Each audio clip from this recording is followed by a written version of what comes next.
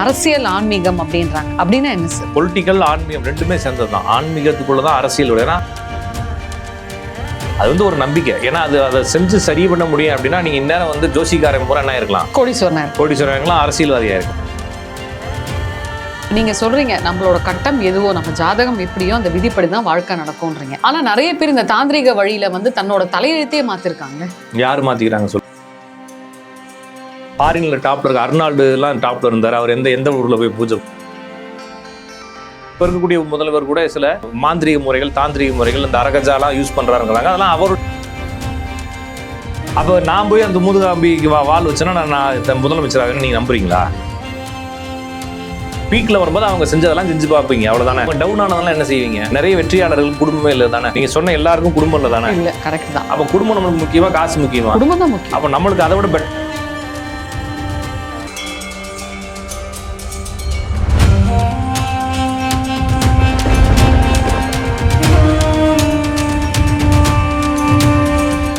தமிழ் பக்தி நேயர்களுக்கு அன்பார்ந்த வணக்கம். இன்னைக்கு நம்ம கூட ராஜநாடிகா பார்த்திபன் சார் இருக்காரு. வணக்கம் சார். வணக்கங்க. நேர்ல சார், இன்னைக்கு ரொம்ப சென்சிட்டிவான ஒரு கேள்வி சொன்னீங்க, தப்ப முடியாதுன்னு நினைக்கிறேன். பொதுவா இந்த பொலிட்டிக்கல் ஆன்மீகம் அப்படின்றாங்க, அதாவது அரசியல் ஆன்மீகம் அப்படின்றாங்க. அப்படின்னா என்ன சார்? அது என்னன்னு தெரியல. நீங்க சொல்றது தான் நான் இனிமேல் தான் தெரிஞ்சுக்கணும். பொலிட்டிக்கல் ஆன்மீகம் ரெண்டுமே சேர்ந்தது தான். ஆன்மீகத்துக்குள்ளதான் அரசியல். ஏன்னா ஆன்மீகம் அப்படிங்கிறதுக்குள்ளதான் அந்த நாட்டினுடைய எல்லா விஷயங்களும் வருது. அப்போ அதனாலதான் திருவள்ளுவர் அரசு அப்படின்னு சொல்லி ஒரு பெரிய அதிகாரங்கள்லாம் எழுதியிருக்கிறாரு. அது ஆன்மீகம் தான்.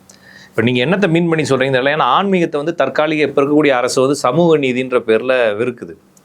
அதை யார் வந்தாலுமே சமூக நீதின்ற பேரில் ஆன்மீகத்தை வெறுக்கிட்டு தான் இருக்காங்க. ஆன்மீகம்னு சொல்கிறது அதுக்கு நிறைய பேர் வச்சு அது தப்பு, இது தப்புன்னு சொல்கிறாங்க. இதுக்குள்ளே மதங்களையும் உள்ளே விட்டு ஆன்மீகத்துக்கும் மதத்துக்கும் சம்மந்தம் இல்லை.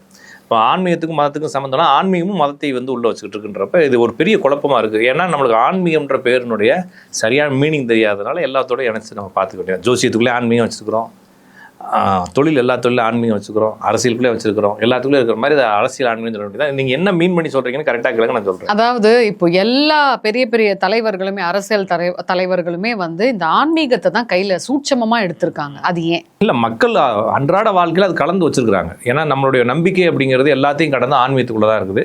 அதனால இன்னொரு விஷயம், நீங்கள் பிரிஞ்சிருக்கிறது ஆன்மீகத்தால் பிரிஞ்சிருக்கீங்க. இப்போ நீங்கள் ஒரு மதம், நான் ஒரு மதம். வேற என்னத்துல நீங்க பிரிஞ்சிருக்கீங்க? வேற எதுலயும் கிடையாது. நான் கும்பிடுற அந்த வழிபாடு வேற, உங்க வழிபாடு வேற எதுலயும் பிரிஞ்சிருக்கிறது கிடையாது. நம்ம ஃபினான்சியலா ஒருவேளை ஒரு ஸ்லாப் எடுத்துக்கிட்டோம், இத்தனை லட்சத்துக்குள்ள மந்த்லி இன்கம் அப்படின்னா நம்ம எல்லாரையும் ஒன்று சேர்க்க முடியாது. ஏன்னா இந்த மந்த்லி இன்கம் என்ன ஆகும், வேரியா. எதுலையுமே நம்ம ரெண்டு பேரும் ஒன்று சேரவே முடியாது, இது பண்ண முடியாது. ஆனால் மதம்ன்ற பேரில் ஒரு பிறந்ததுலேருந்து இறக்குற வரைக்கும் ஒருத்தனை கொண்டு உள்ள வைக்க முடியுன்றப்ப அதை அவங்க டூலாக பயன்படுத்திட்டு ஒருத்தர் சிண்டு முட்டி விட்டு சம்பாரிச்சுட்டு அதை வச்சு ஒரு அரசியல் பண்ணிட்டு இருக்காங்க. அந்த அடிப்படையில் ஆன்மீகத்தை எல்லாரும் கையாளுறது காரணம் தான். சிலர் ஆன்மீகத்தை இப்போ சார்ந்து பேசுவாங்க, சிலர் ஆன்மீகத்தை வெறுக்கிறது மாதிரி பேசுவாங்க. ஏன்னா ஒரு சாரார் ஆன்மீகவாதி இல்லை, இல்லைன்னா நான் ஒரு சாராருக்கு இல்லை அப்படின்னு சொல்கிறதுக்காக என்ன செய்வாங்கன்னா எல்லாத்தையும் காமன் பண்ணி யாருடைய நம்பிக்கையும் நம்பாமல் நான் பொதுப்படையான ஆளுன்னு சொல்லுவாங்க. இப்போ நம்ம தமிழ்நாட்டில் அந்த மாதிரி அரசியல் தான் இது வரைக்கும் போயிட்டுருக்கு. அது ஆன்மீகம் சார்ந்த சமூக நீதி அரசியல்னு சொல்கிறாங்க. அதை நீங்கள் நிறைய பேர் இந்த சனாதனத்தை அழிப்போம் அப்படின்னு சொல்கிறாங்க இல்லைங்களா, அதெல்லாம் அதனுடைய தொடர்ச்சி தான். ஆனால் இந்த ஆன்மீகத்தில் ஏதோ ஒரு சூட்சமம் இருக்குது சார். அதாவது இந்த ஆன்மீகத்தை தாந்திரிகத்தோட எப்படி கனெக்ட் பண்ணுறது? அது ஒன்றும் கிடையாது. அதெல்லாம் ஆன்மீகத்துக்குள்ள ஒரு மூட நம்பிக்கை தான் தாந்திரிகம். அது எப்படி நீங்கள் மூட நம்பிக்கை? நான் தான் சொல்லணும், மூட நம்பிக்கைன்ற வார்த்தை நம்ம பயன்படுத்துறது கிடையாது, ஈஸியாக புரியணும்ல உங்களுக்கு. அது ஒரு நம்பிக்கை. ஏன்னா அதை செஞ்சு சரி பண்ண முடியும் அப்படின்னா நீங்கள் இந்நேரம் ஜோசிக்காரன் பூரா என்ன இருக்கலாம், கோடீஸ்வரன் இருக்கலாம், அரசியல்வாதியாக இருக்கலாம். இப்போ ஏதோ ஒருத்தர் ஜோசிக்காரரை நம்பி ஜெயிச்சிட்டாருன்றதுக்காக அந்த ஜோசிக்காரன் சொன்ன எல்லாரும் ஜெயிச்சாங்களான்னு பார்க்குறப்ப இல்லை. அப்போ மாந்திரிகம் தாந்திரிகம்ங்கிறது ஒரு நம்மளுடைய பழமையான ஒரு சிந்தனையினுடைய தொடர்ச்சி அல்லது நம்மளுடைய அதீத நம்பிக்கையினுடைய தொடர்ச்சி, தவிர அது உண்மை இல்லை. அப்படி உண்மையாக இருந்தால் இந்நேரம் எல்லாமே மாறி இருக்கணும் மாந்திரிகத்தில். அப்படி எதுவும் மாற்றவும் முடியாது, அது உண்மையும் கிடையாது. ஆன்மீகம் வேற, மாந்திரிகம் வேறு. நான் சொல்கிறது புரிஞ்சுக்கிட்டீங்களா? ஆன்மீகம் என்பது ஆன்மா இந்த உலகத்தில் எதிர்க்கு வந்தது, அதை நம்ம எப்படி கடை தேற்றி கொண்டு போனால் அது எங்கே போய் சேரும் அப்படின்ற தன்மையை புரிஞ்சுக்கிறது ஆன்மீகம். நீங்கள் சொல்கிறது நம்மளுக்கு பிடிச்ச மாதிரி வளைச்சு பிடிக்கிறது எல்லாத்தையும் சொல்கிறது மாந்திரிகம். இது பொய், அது உண்மையிலே பொய். மாந்திரிகம் இந்த மாதிரி இந்த அமானுஷ்யமான விஷயங்கள், தாந்திரியங்கள் எல்லாமே சுத்த போயின்னு தான் நான் சொல்லுவேன். ஏன் சார் இப்போ ஏன் அதை நான் கேட்குறேன் அப்படின்னா, இப்போ நீங்கள் சொல்கிறீங்க நம்மளோட கட்டம் எதுவோ, நம்ம ஜாதகம் எப்படியோ அந்த விதிப்படி தான் வாழ்க்கை நடக்கும்ன்றீங்க. ஆனால் நிறைய பேர் இந்த தாந்திரிக வழியில் தன்னோட தலையெழுத்தையே மாற்றிருக்காங்களே.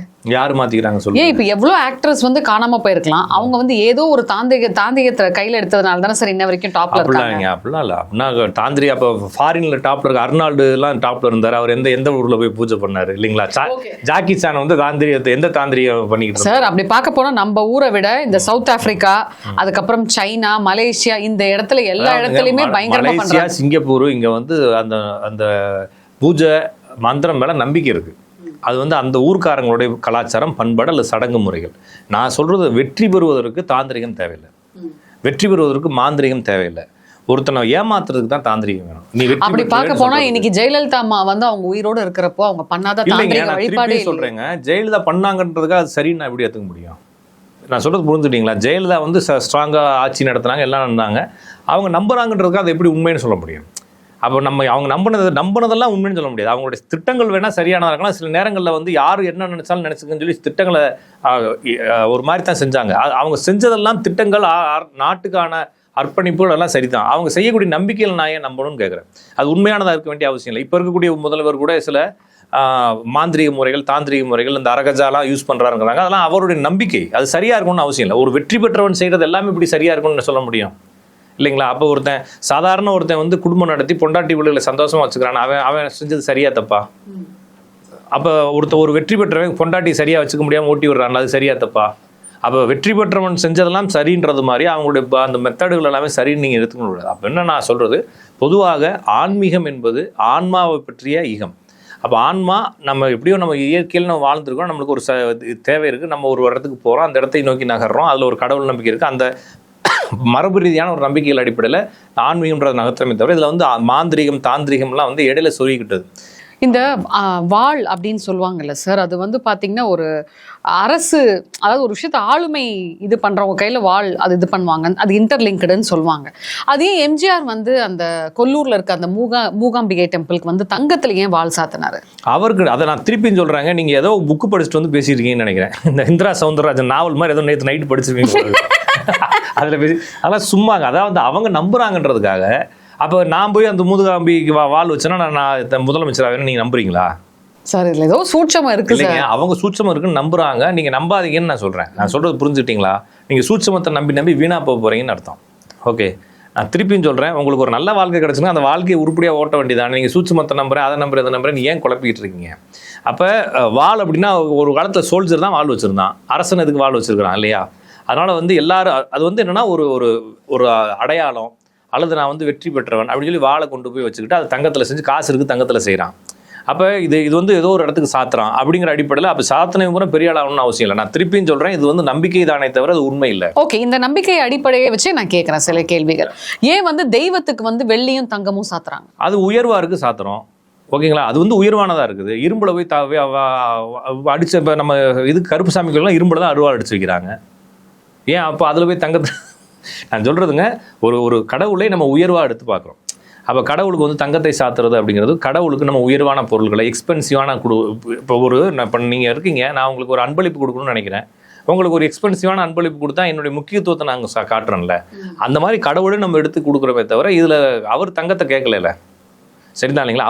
அவர் என்னத்தை போட போகிறாரு, இறைவனுக்கு என்ன தங்கம் அப்படின்ற மாதிரி அதை எப்படி இறைவன் இருந்தே எடுத்து இறைவனுக்கு கொடுக்குறதா தங்கத்தை அப்படிங்கிற மாதிரி தான் புரிஞ்சுக்கிறது. நம்மளுக்கு தான் தங்கங்கிறது என்ன ஒரு பிரஷியஸான ஒரு விஷயம். ஆமா, கடவுளுடைய பொருள் தானே அது. உலகமே பிரபஞ்சமே கடவுள்ன்றப்ப அதுல என்னத்தை நீங்க எக்ஸ்பென்சிவா எடுத்து கொடுப்பீங்கன்னா நம்மளுக்கு அது உயர்வாக இருக்குது, நம்ம உயர்வான பொருளை கொடுக்குறோன்ற நம்பிக்கையில் கொடுக்குறோமே தவிர நம்ம காசு அடிச்சு கொடுக்குறோம், ஓகேங்களா? உண்டியில் காசு போடுறோம், எதுக்கு போடுறோம்? இறைவன் நம்ம திருப்திக்கு போடுறோம். இறைவனுடைய தொண்டுகள் தொடர்ந்து நடக்கணுன்றதுக்காக போடுறோம். அப்போ நம்மளுடைய காசை எவ்வளோ எக்ஸ்பென்சிவாக பொருள் நம்ம இறைவனுக்கோ இறை சார்ந்த பணிகளுக்கோ கொடுக்க முடியுமோ அதை நம்ம நல்லபடியாக நினைக்கிறோமே தவிர இதை வந்து நீங்கள் மாந்திரிகத்தோடய நினைக்கிறீங்க.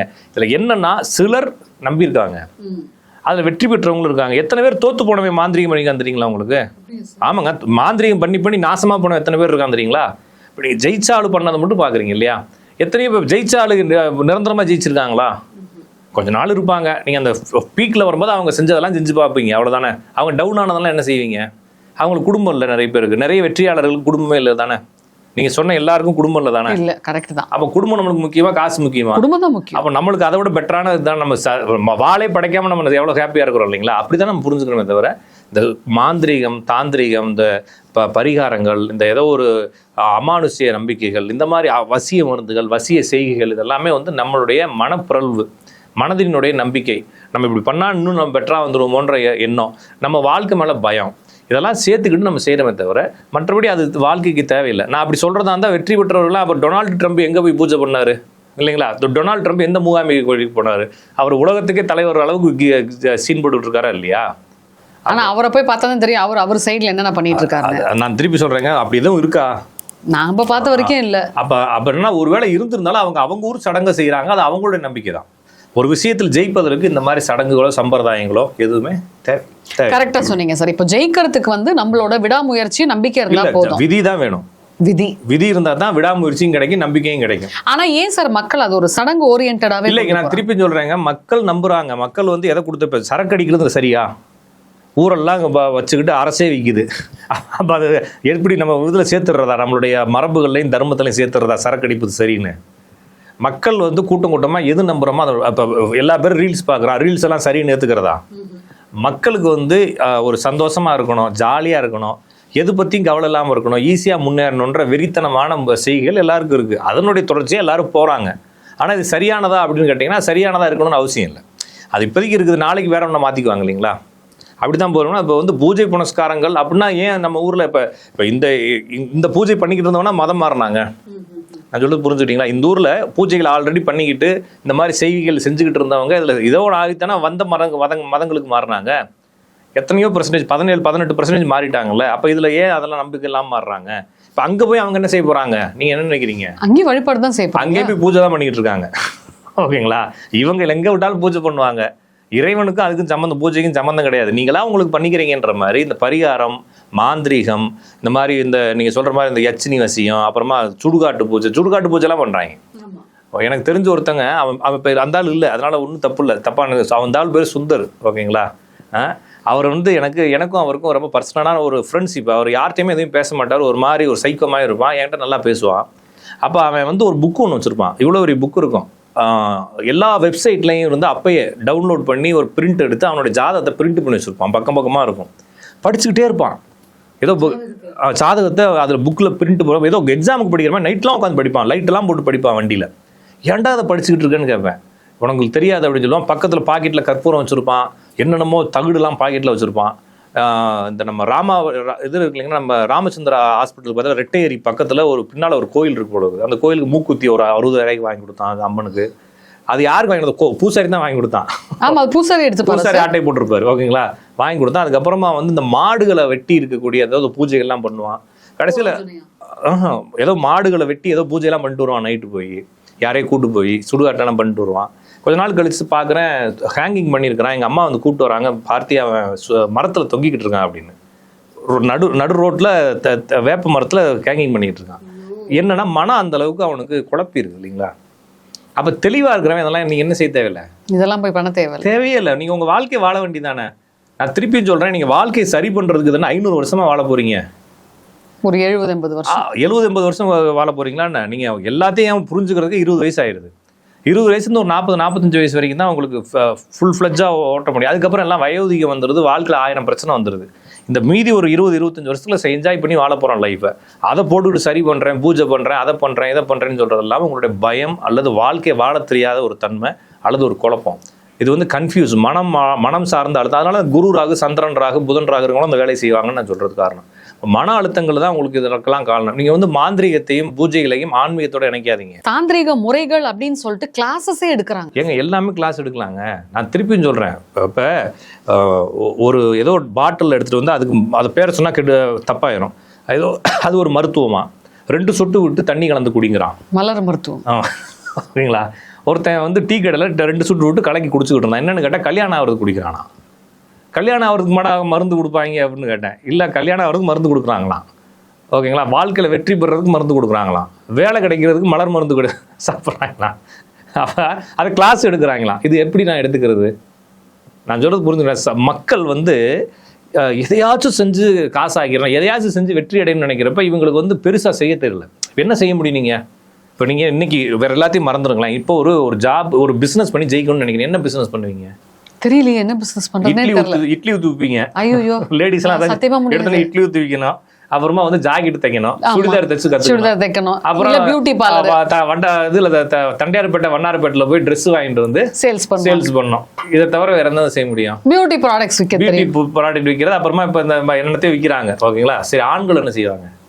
ஹோட்டல் போடுவாங்க, வேற கார் ஓட்டுவாங்க, வேற ஊபர் ரேபிடோ அந்த மாதிரி. இதுதான் ஒரு 5 தான் செய்ய முடியும். நான் நல்ல பிசினஸா பண்ணணும் அப்படின்னா எந்த பிசினஸும் இல்லை. நீங்க ஒருவேளை நீங்க ஒரு செட்டு போடுறதா இருந்தா கூட அதுக்கு ஒரு செட்டு வேணும், இடம் வேணும், லட்சக்கணக்கில் காசு. ஊபர்னா ஒரு கார் வாங்கணும், அதுக்கே 5-6 லட்சம் ரூபா ஆகும். இல்ல ஒரு பைக் வச்சுக்கலாம். பைக்னா அந்த ரேபிடோலாம் வச்சுக்கலாம், அது பைக் வச்சுக்கலாம். அதுக்கும் இப்போ பஞ்சாயத்து இருக்கு. அப்ப ஒன்று ஸ்விக்கி ஓட்டலாம், ஜொமேட்டோ ஓட்டலாம். அப்ப நம்மளுக்கு வாய்ப்புகள் ரொம்ப கம்மியா இருக்கு ஜெயிக்கிறதுக்கு, இல்லைங்களா?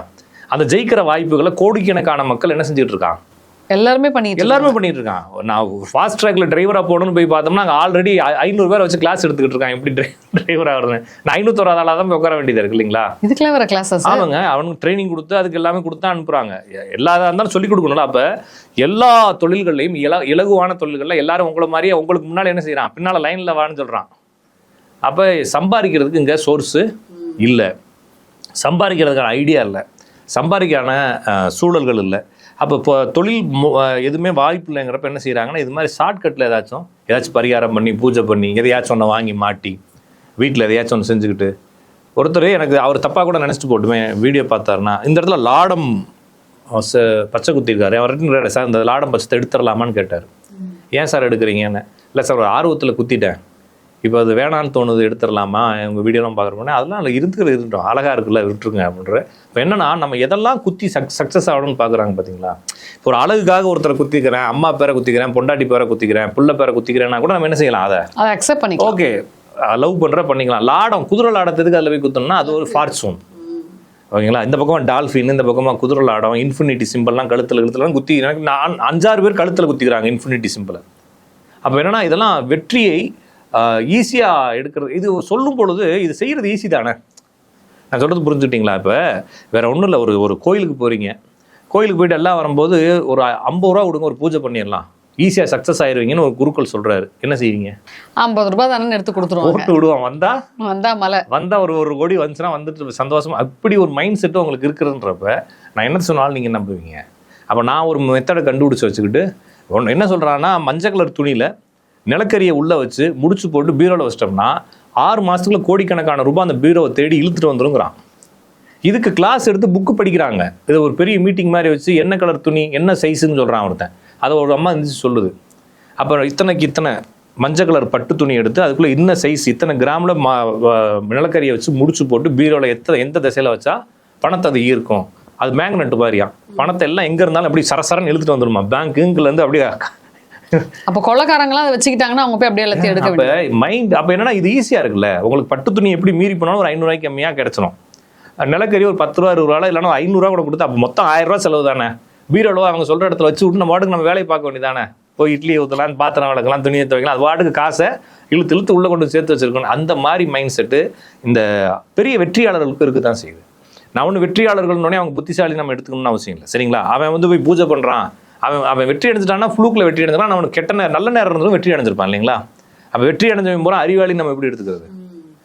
அப்போ அறிவு இல்லாதவனா, அப்போ காசே இல்லாதவன்லாம் அறிவாளி இல்லைன்னு சொல்ல முடியாது இல்லையா?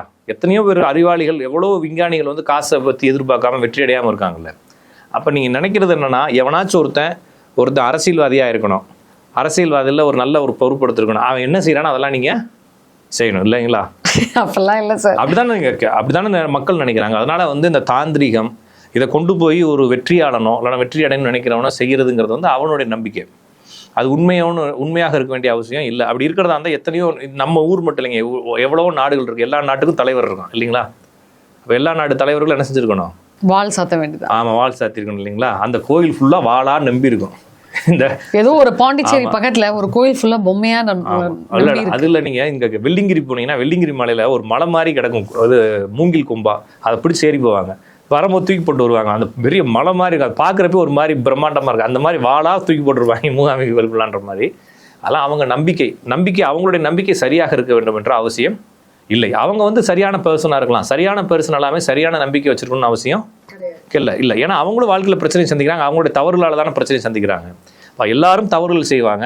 ஒருத்தங்களை பார்த்து காப்பி அடிக்கிறதா இருந்தால் அவங்களுடைய முயற்சியை காப்பி அடிக்கலாம், சரிங்களா? அவங்களுடைய அந்த விடாமுயற்சி, உழைப்பு, அவங்களுடைய நுணுக்கங்களை காப்பி அடிக்கலாம். அவங்க செய்யக்கூடிய இந்த நம்பிக்கைகளை காப்பி அடிக்கணும்னு அவசியம் கிடையாது. ஏன்னா அவங்க என்ன வழியில வளர்ந்து வந்தாங்கன்னு தெரியாது. அவங்க என்ன ஜாதி, என்ன மதம், என்ன குலம்னு தெரியாது இல்லைங்களா? அப்ப ஜெயிப்பதற்கும் தாந்திரிகத்துக்கும் கடவுளுக்கும் ஜெயிப்பதற்குமே சம்மந்தம் இல்லைங்கிற. நீங்க கடவுளை கும்பிட்டா எப்படி ஜெயிப்பனா? அப்படின்னா கடவுள்லாம் கும்பிடுறோம். நீங்க யாரை வச்சு கடவுளை கும்பிடுறீங்க? போய் அப்பா அம்மா சொல்லி கொடுத்ததை வச்சு பண்ணிட்டு இருக்கோம். கோயிலுக்கு போய் நேரா நீங்களே கும்பிடுறீங்களா? இல்ல, நடுவில் ஒருத்தவங்க இருக்காங்க. அப்ப அவர் அடைச்சிருக்கணுமா? அவர் வாங்கி கொடுத்த ஆளு அந்த ஆளுக்கு வந்திருக்கணுமா இல்லையா? அப்போ அதெல்லாம் நம்ம, அதாவதுங்க, கடவுள் என்பவர் நம்ம வழிபட வேண்டிய நன்றி உணர்வு நம்மளுக்கு இருக்குது, கடமை உணர்வு இருக்குது. அந்த கடமைக்காக நன்றி உணர்வோட வழிபடுறோம். ஏன்னா நம்மளுக்கு முன்னால் இருந்தவங்க இப்படி ஒன்றால தான் நீங்கள் படைக்கப்பட்டிருக்குன்னு சொல்லியிருக்கிறாங்க. அது உண்மையாக பொய்யான்றதை பற்றி நம்ம விவாதங்கள் தனியாக வச்சுக்கலாம். இருந்தாலும் நம்மளுடைய முன்னோர்கள் இதை நம்பியிருக்கிறாங்க. அந்த நம்பிக்கையை நம்ம வீண் பண்ணாமல் நம்ம வழிபடுறோமே தவிர அதோட நிறுத்திக்கிறோம். நம்ம வந்து நல்லது நடக்கணும் அப்படின்னா எங்கள் தாத்தனே பெரிய ஆளாக இருக்கணும்ல, எனக்கு சொல்லிக் கொடுத்த தாத்தனே ஒன்று. அதுக்கப்புறம் இந்த மதத்தை கண்டுபிடிச்சவங்கள பெரிய ஆளாக இருக்கணும். அது மதத்து வழியாக வந்து நம்ம எத்தனையாவது ஆள் இல்லையா? நம்ம இப்படி மட்டும் இப்படி அந்த தான் நம்பி பெரிய ஆள். அதெல்லாம் நம்பிக்கை இல்லை, அது சும்மா உங்களுடைய விதிதானே தவிர நீங்க நம்புறீங்கன்றதுனால அது சரியானதாக இருக்க வேண்டிய. சோ விதியை மாற்ற முடியாது. இந்த தாந்திரிக வழிபாடு, தாந்திரிகத்தை வச்சு அவன் தாந்திரிகனுடைய வாழ்க்கையை மாற்ற முடியாது. ஏன்னா அவன் அடுத்தவன் வாழ்க்கையை மாத்துறது இல்லைங்களா? அவனா உருட்டிட்டு கிடக்க வேண்டியதான், ஏதாச்சும் மைய தடவையை தவிர 5 விசாக்கு யூஸ் இல்லாதனால. சரிங்களா? நன்றி, நன்றி, வணக்கம்.